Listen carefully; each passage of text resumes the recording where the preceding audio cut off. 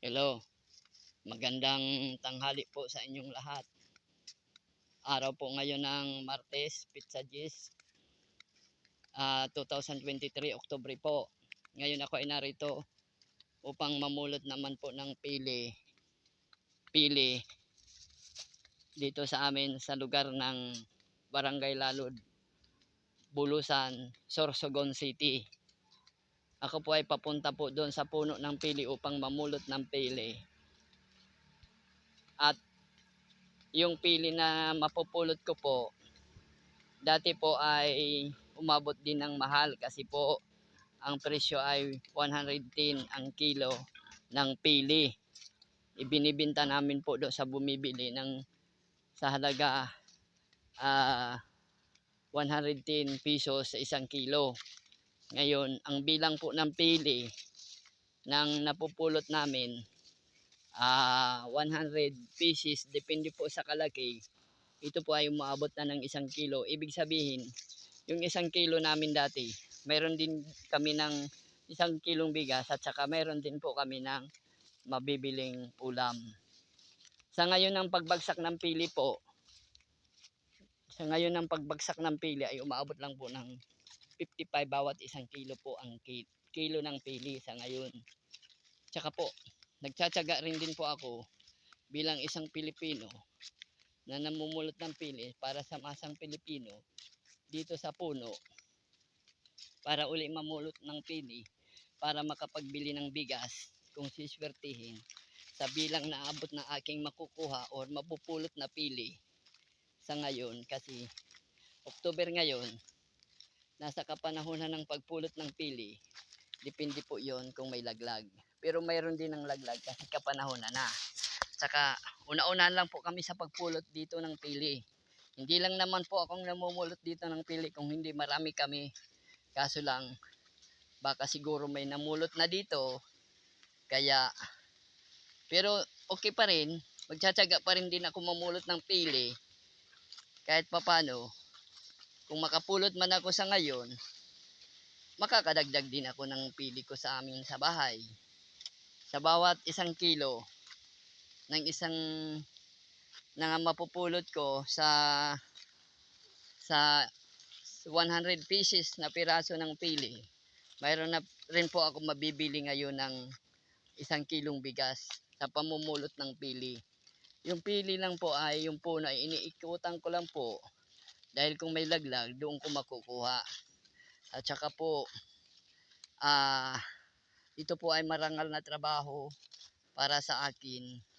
Hindi lang kung may time, kung hindi sinasamantala ko na rin kasi nasa kapanahonan talaga ang pagpulot ng pili sa ngayon. Tsaka po bawal din po magkuha ng pili na akyatin kasi masama po yun. Kasi karamihan ng umaakyat, lalo na kung hindi sa kanya puno, nalalaglag dahil sila ay nag-iisip kung abutan ng may-ari, di malalaglag sila sa pangmabilisan nila na pag-akyat ng pili. Kaya mas maganda maigi mamulot ng pili, hintayin kung kailan malalaglag para mapulot yung pili. At saka po kung pagbabawalan ng may-ari ng mga namamulot, hindi na rin din ako mamumulot. Gagawa na rin din naman uli ako ng paraan para mabuhay ang pamilya ko sa pang-araw-araw na buhay na hinaharap ko sa ngayon. At saka po happy birthday pala sa may mga birthday dyan. Happy birthday. At saka po yung mga may magbe-birthday po dyan, darating tayo dyan, magbe-birthday naman uli tayo. Happy birthday at ingat-ingat na lang uli tayo yung mga magbe-birthday. Lahat po tayo, ingat po tayo lahat. Tawag tayo palagi sa Panginoon, siya ang panalangin na malakas na sandata natin sa pang-araw-araw na ating buhay na hinaharap. Kaya panalangin na lang po palagi sa araw-araw. At saka po balikan ko, yung pamumulot ng pili talaga ay tiyagaan lang yun. Yung pamumulot ng pili pala ay nakadepende naman po yun sa akin. Kung may mapupulot, salamat.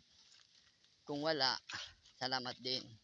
Pero sinabi baga sa Bible, kung sino ang naghahanap ay nakakasumpong. Kung siyang tumutoktok ay binubuksan. Tsaka kung siyang nananalangin, siya rin ang pakikinggan. Kaya nga po, tayo pong lahat ay manalangin sa pang-araw-araw na ating buhay. Lalo sa panahon ngayon, ay baga, wither na lang. Kung baga nasa kapanahunan lang. At saka po, malakas din ang pananampalataya ko at binibigyan din ako ng kalakasan. Umaraw umulan man, kung nasa kapanahonan ng pagpulot ng pili, talaga po ako ay mamumulot ng pili. Kasi pangdagdag na rin ito budget sa pamilya. Makakabili na rin din ako ng pagkain para sa pamilya ko. Itong pili. Kaya malaking pasalamat ko rin din sa puno na ito at kahit papano na lalaglagan ng pili dito ay napupulot ko para may pambili rin din ako ng bigas, kung ano pang pangangailangan din sa bahay namin. Dito ko na rin din kinukuha. Kasi ito lang po yung work ko. Marangal din ito na trabaho para sa akin. Ang marangal na trabaho ay siyang pagtibayin, panindigan. Kasi ang pamumulot ng pili ay swertihan din ito. Kaya hindi naman po ako'y nag-aalangan kahit sa anong oras, umulan umaraw man, kung nasa kapanuhan ng pili ay mamumulot din po ako ng pili.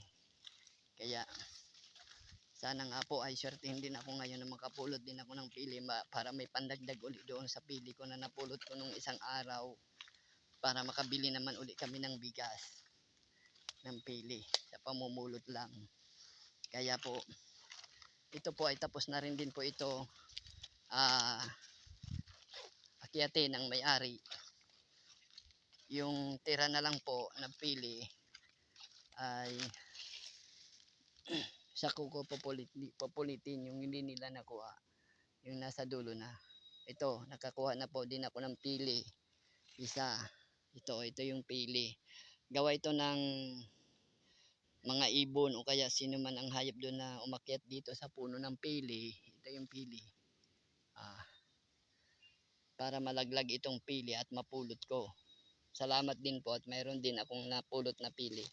Isa, mayroon din po, pandagdag na rin din yan sa bilang para sa pag maipakilo ko, mayroon din akong mabibili ng pagkain sa bahay.